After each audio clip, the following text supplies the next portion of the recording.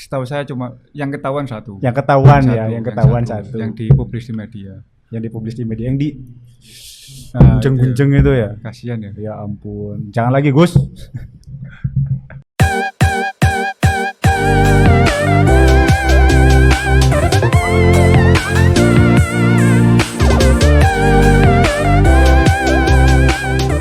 Selamat datang di podcast Lantai 3. Balik lagi bareng aku Irman di sini dan Om Indra. Iya. Selamat pagi Om. Pagi. Apa kabarnya Om? Baik, alhamdulillah. Bentar lagi nih di 2025 awal kita menjelang puasa nih. Biasanya ada banyak acara Islami gitu kan. Iya. Ceramah-ceramah. Banyak sirup-sirup ya. Iya. Berbau Islam. Iya. Nah biasanya dihadiri oleh kayak tokoh-tokoh agama terkenal ya, khususnya di daerah Jawa Timur lah. Iya. Gus, dari Gus Habib, Gus. Nah, dari Gus dah. Iya. Gus yang Om Indra kenali siapa nih? Ya pasti Gus Dur lah ya. Gus Bapak Dur, presiden kita. iya. Dan sebenarnya bukan presiden dia, tokoh agama Tokoh dan agama budaya. juga, iya. Gus Ikdam, Gus Ikdam, terus Gus Baha, favorit saya. Oh ya, terus Oh yang viral ini Gus Miftah. Gus Miftah. Nah, Agak berat ya kalau ngomong orang gitu. gimana nih menurut Mas Indra sendiri di tengah kasus yang lagi huru-haranya gitu? Tentang beliau ini banyak pro kontra sebenarnya, tapi pasti banyak yang kontra karena memang sisi kemanusiaan, karena sebagai penceramah dan pemuka agama kan seharusnya beliau lebih memperhatikan tentang kemanusiaan, tapi sudah bukan sekali ini ya, ternyata kan banyak. Kalau dilihat dari jejak digital emang banyak sih. Iya, dari yang jelas kemarin yang ST kemarin. ST. Ya sampai dia mau mengungkapkan tapi cuman berkaca-kaca kan ya. Nah, itu kan berarti sudah taraf di luar kemanusiaan. Kedua yang viral ya waktu nonjor-nonjor istrinya kan ya. Nah, istrinya, iya. Itu kan kayak kalau aku pribadi nih ya. Ya, sebagai pecinta wanita gimana? Wah, sebagai pecinta wanita yang pertama ya. Iya. Itu tidak sepantasnya dilakukan sama perempuan, baik itu di tempat umum ataupun di rumahnya sendiri kan. Apalagi itu di tempat umum, itu kayak mempermalukan. Ya pertama mempermalukan istrinya, yang kedua kayak menjatuhkan harga dirinya. Iya. Terus sisi dari ceramahnya sendiri nih. Iya.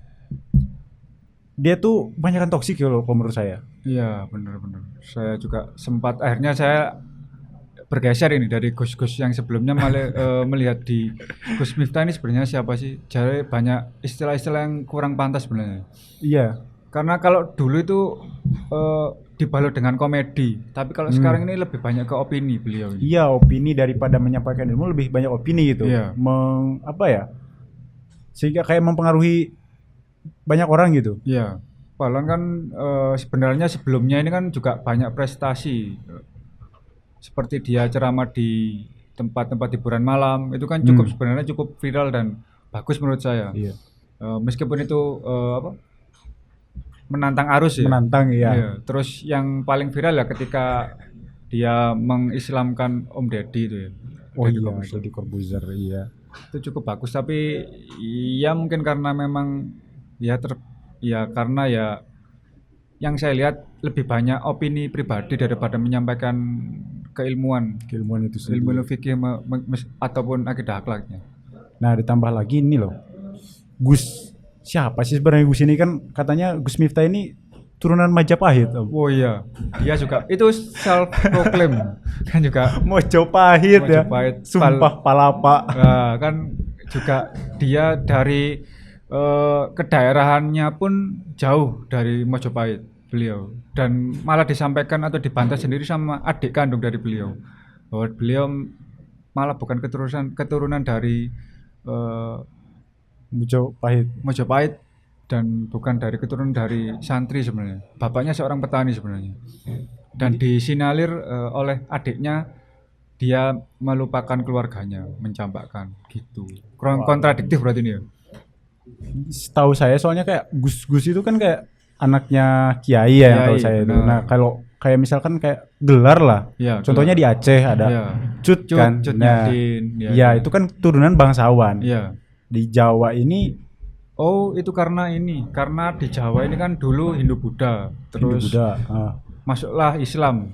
Jadi di Islam ini beberapa gelar kebangsawanan atau yang diseniorkan di masyarakat, ditokohkan, itu diberikan kepada para yai atau santri karena ada wali songo tadi.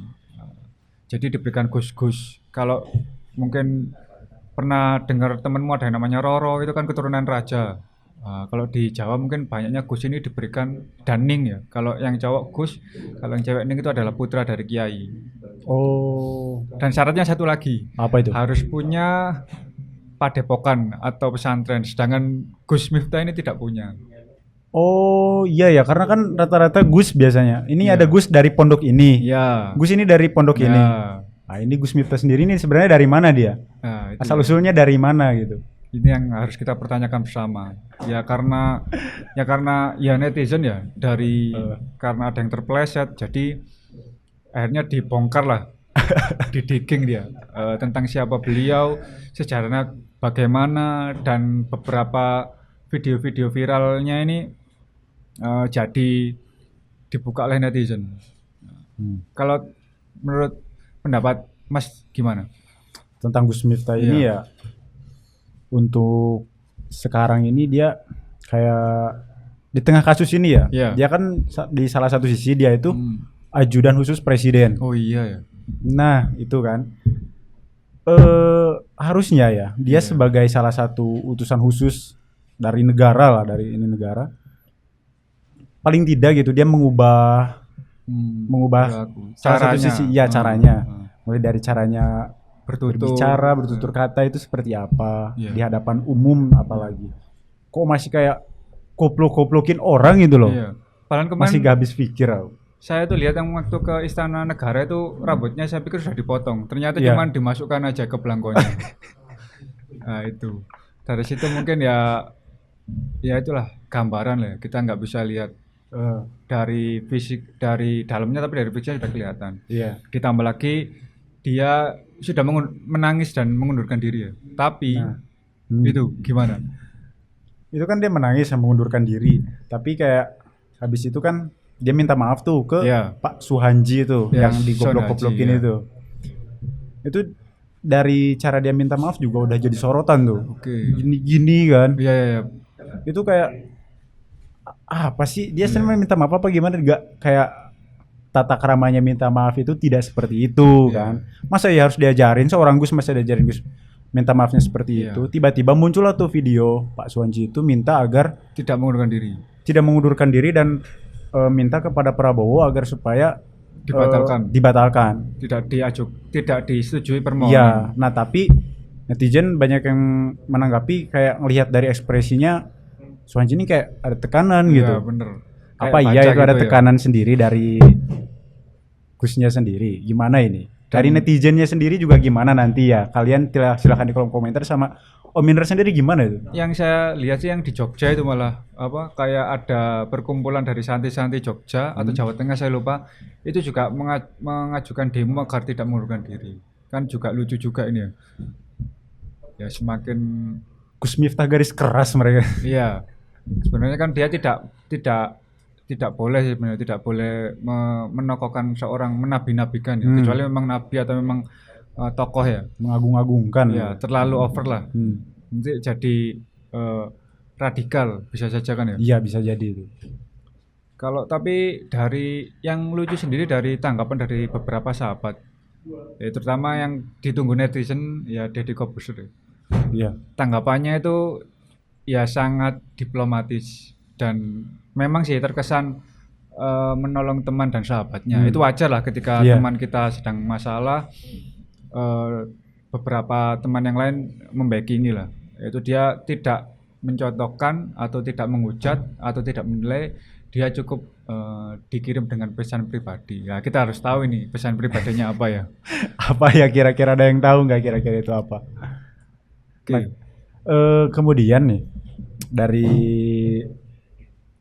ininya sekarang, dari reputasinya sekarang deh yang ada sekarang ini, dari sisi kehidupan sehari-harinya deh ya, dari yang Om tahu, itu seperti apa sih orangnya? Emang pembawaannya seperti itu, mulai dari kayak contohnya kalau lagi ceramah kan toksik gimana? Apa emang kesehariannya juga seperti itu? Ya kalau dari secara psikis sudah kelihatan ya, dari bagaimana dia sebenarnya orang yang arogan, dari bagaimana dia berkacamata, palan nggak panas ya, palan kalau di tempat dugem sendiri kan lebih gelap, terus dia gondrong, dia selalu membawa tongkat, terus bagaimana dia menyampaikan ceramah itu kan seperti banyak opini yang tidak ada keilmuannya.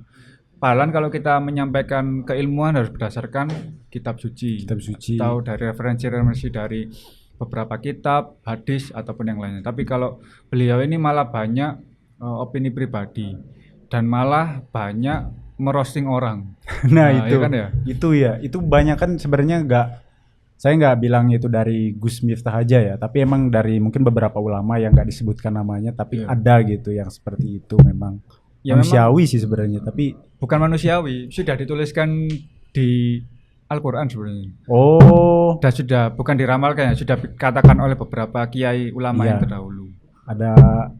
Ada suatu masa. Nanti akan turun Islam ketika nanti nama-nama Gus atau kiai mereka punah karena ulah dari keturunannya sendiri. Sedangkan Umar bin Khattab bilang ketika kita pada puncak suatu masa maka akan tiba waktunya masa tersebut akan turun. Nah, seperti itulah yang dialami dalam dakwah hari ini. Gitu. Ya mungkin semakin banyak pengikutnya, semakin luas dia dikenal, semakin beban dan blunder. Besar bebannya ya. Nah, dan blunder sedikit aja itu pengaruhnya kerasa banget kan. Kayak apalah gitu mungkin kesimpulannya ya dari masalah-masalahnya itu jangan sering keluar topik ya, yang disampaikan ketika kita memberikan ilmu harus berdasarkan ilmu, bukan berdasarkan opini pribadi. Iya, mau menyampaikan satu ilmu belok sana sini kan. Dan harusnya memang ustadz atau pemuka agama ini memberikan contoh, bukannya memberikan opini atau menambah istri lagi. Aduh, istri ini biasanya, mohon maaf nih ya, bukannya gimana, tapi emang itu rata-rata lebih dari satu istri. Ini Gus Miftah ini berapa nih? Setahu saya cuma yang ketahuan satu. Yang ketahuan satu. Yang dipublish di media. Yang di gunjeng-gunjeng itu ya. Kasihan ya. Ya ampun. Jangan lagi Gus. Kemudian mungkin dari situ juga mungkin karena tuntutannya ya. Iya. Tuntutan terus pressure, terus belum siap untuk suatu ketenaran atau belum siap menghadapinya gitu. Menghadapi jamaah ulama kan berarti dia kita memimpin suatu kelompok. Kalau Gus Ikdam mungkin ada ST itu kan ya, Sabilu Taubah. Itu kan dia kan berarti kan harus mempunyai beban moral untuk membimbing mereka ke jalan yang benar, menyelesaikan masalahnya dan bisa memposisikan dirinya sendiri seperti itu. Ya. Berat. Mau jadi Gus berarti? Belum. Enggak ada garisnya dari sana, bukan turunan Majapahit. Oke. Muncul kecut tau. Ya mungkin Om segitu dulu mungkin ya. Siap. Untuk terkait Gus ini, semoga kedepannya tidak terulang lagi ya, lebih baik lagi. Jangan diulangi lagi. Jangan sampai terulang lagi ya. Jangan. Tetap kemanusiaan Gus. Ya nomor satu ya. Okay. Adab. Ingat ya Gus ya. Gus tetap di lantai 3, di podcast lantai 3. Jangan lupa like, subscribe, dan share ke Gus Miftah. Bye.